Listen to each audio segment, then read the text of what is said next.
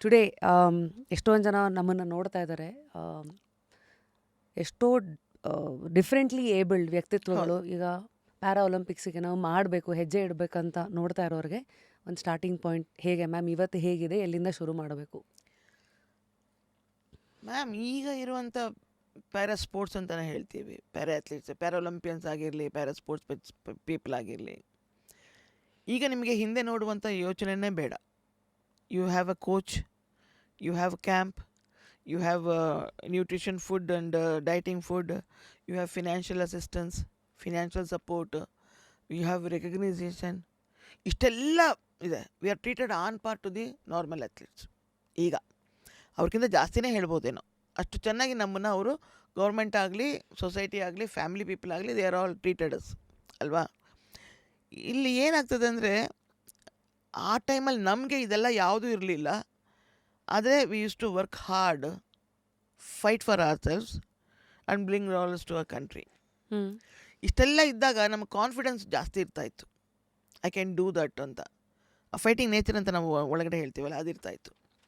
ಈಗ ಇಷ್ಟೆಲ್ಲ ಸೌಲಭ್ಯಗಳಿದ್ದು ಆ ಕಾನ್ಫಿಡೆನ್ಸ್ ಅನ್ನೋದು ಎಲ್ಲೋ ಒಂದು ಕಡೆ ಕಡಿಮೆ ಆಗ್ತಾ ಇದೆ. ಫೈಟಿಂಗ್ ನೇಚರ್ ಕಮ್ಮಿ ಆಗ್ಬಿಟ್ಟಿದೆ. ಫೈಟಿಂಗ್ ನೇಚರ್ ಕಡಿಮೆ ಆಗ್ತಾ ಇದೆ.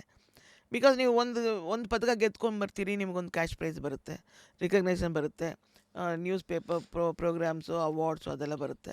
ಅದಾದ ಕೂಡ ಏನಾಗ್ತದೆ, ನಾವು ಗೆದ್ದರು, ನಾವು ಅಚೀವ್ಮೆಂಟ್, ಎನಿ ಫೀಲ್ಡು, ಯಾವ ಫೀಲ್ಡಲ್ಲೇ ಇರಲಿ, ನಮ್ಮ achievements should be here, not here.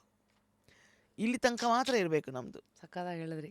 ಯಾವಾಗ ಇಲ್ಲಿ ಹೋಗ್ತದೋ ಅದು ಏನಾಗ್ತದೆ ಅಂದರೆ, ಆಟೋಮೆಟಿಕ್ ನಿಮ್ಮಲ್ಲಿ ಎಷ್ಟೇ ಶಕ್ತಿ ಇರಲಿ, ಮೆಂಟಲಿ ಫಿಸಿಕಲಿ ಎಷ್ಟೇ ಇರಲಿ, that will bring you down ಅಲ್ವಾ.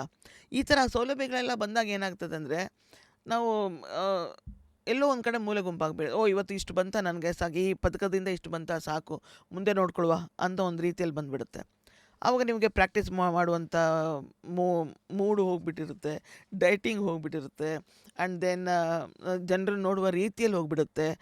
ಎಲ್ಲಕ್ಕಿಂತ ಹೆಚ್ಚಾಗಿ ನಿಮ್ಮ ನೇಚರೇ ಚೇಂಜ್ ಆಗಿಬಿಟ್ಟಿರುತ್ತೆ.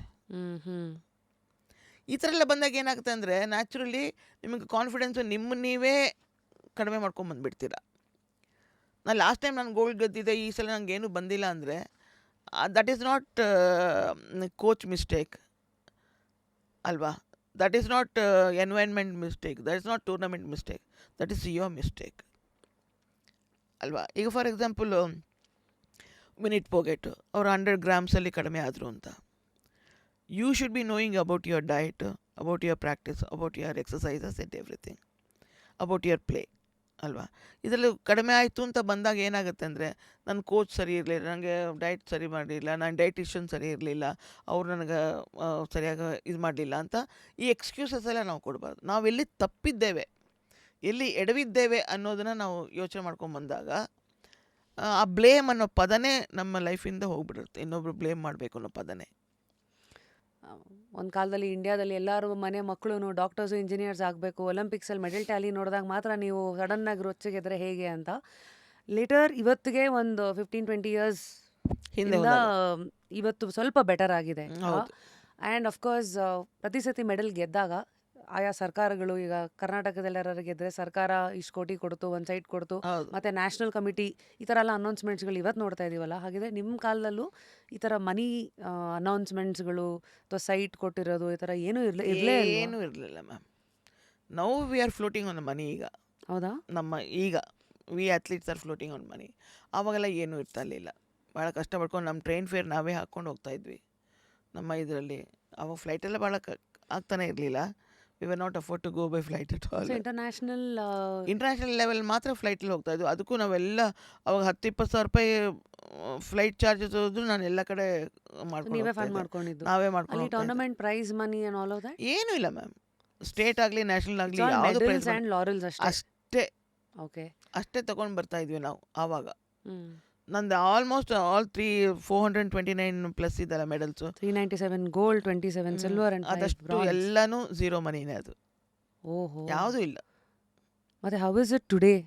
ಅಂದ್ರೆ ಇವತ್ತು ಸಸ್ಟೈನ್ ಮಾಡೋದಕ್ಕೆ ಓಕೆನಾ? ಫ್ಲೋಟಿಂಗ್ ಆನ್ ಮನಿ ಅಂತ ಹೇಳಿದ್ನಲ್ಲ, ಪರವಾಗಿಲ್ಲ. ಈಗೇನು ಮ್ಯಾಮ್, ಒಂದು ಗೋಲ್ಡ್ ಗೆದ್ರೆ 1 crore ಕೊಡ್ತಾರೆ, ಕೊಡ್ತಾರೆ, 50 lakhs ಕೊಡ್ತಾರೆ, 75 lakhs ಕೊಡ್ತಾರೆ ಒಂದೊಂದು ಮೆಡಲಿಗೆ ಅಂತ. ಗೋಲ್ಡ್, ಸಿಲ್ವರ್, ಬ್ರಾನ್ಸ್ ಮಾತಾಡ್ಕೊಂಬರ್ತೀನಿ, ಅದು ಕೊಡ್ತಾರೆ. What status you get, central ಕೊಡ್ಬೋದು, ಸ್ಟೇಟ್ ಕೊಡ್ಬೋದು, ಎಲ್ಲ ವಿಧದಲ್ಲಿ ಕೊಡ್ತಾರೆ, ಅಸೋಸಿಯೇಷನ್ ಇದೆ. ನಾನು ಹೇಳಿದ್ನಲ್ಲ, ವಿ ಹ್ಯಾವ್ ಎವ್ರಿಥಿಂಗ್ ನಾವು, ಕಾನ್ಫಿಡೆನ್ಸ್ ಇಲ್ಲ ಅಷ್ಟೆ. ಸೆಲ್ಫ್ ಕಾನ್ಫಿಡೆನ್ಸ್ ಬೇಕಲ್ಲ ಮ್ಯಾಮ್. ಅದು ನಿಮಗೆ ಎಷ್ಟು ಗೌರ್ಮೆಂಟ್ ಕೋಟಿ ಕೊಟ್ಟರು ಕೊಡ್ತದಾ? ಕೊಡೋದಿಲ್ಲ, ನಮ್ಮಲ್ಲೇ ಇರೋದಲ್ಲ.